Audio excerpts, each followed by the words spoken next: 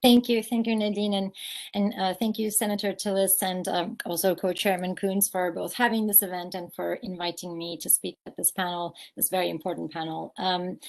Turkey's human rights crisis is today at a level unprecedented in the 19 years that President Erdoğan has ruled the country, according to Human Rights Watch. And I would like to focus my remarks here today on what this exactly means for Turkey's trajectory and why the United States must prioritize democratic values in its policy towards Turkey.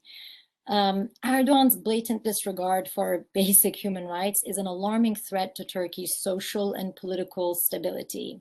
Under his rule, the Turkish government is leveling an abhorrent crackdown on Turkey's political opposition, independent media, and civil society, dismantling the fundamental building blocks of a stable democracy. Turkey's top opposition leaders, who combined together represent more than half of the electorate, faced constant harassment from a politicized judiciary. And Erdoğan's almost total control of the media and periodic bans on protests leave these disgruntled citizens with very few outlets to express their frustration democratically.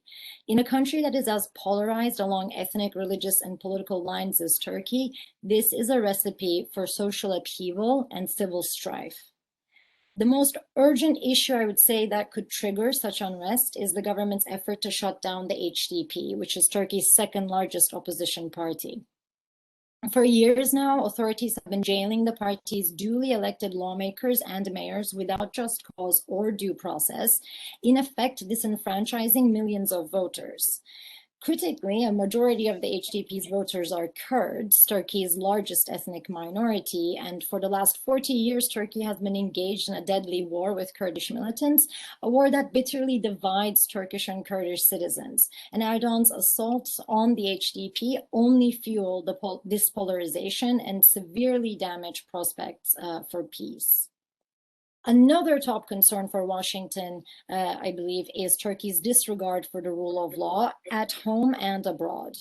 Erdoğan's control of the judiciary not only makes everyone in Turkey, including American citizens like Pastor Andrew Brunson, vulnerable to arbitrary prosecutions. It also makes Turkey an irresponsible international actor.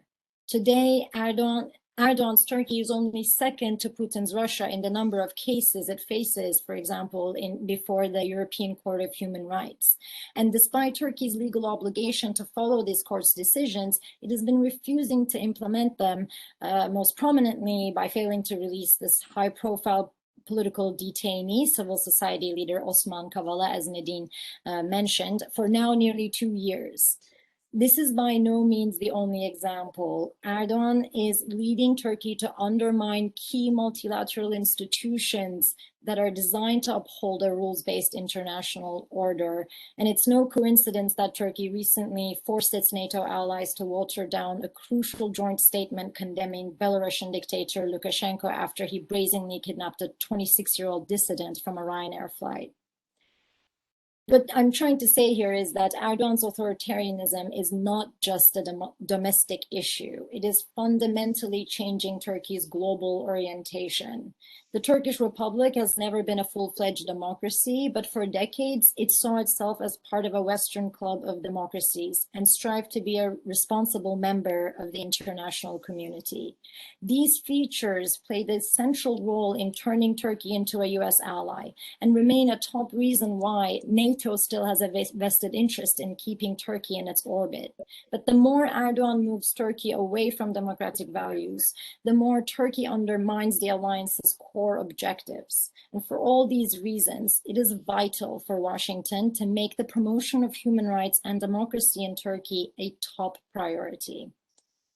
Thank you, and I look forward to your questions.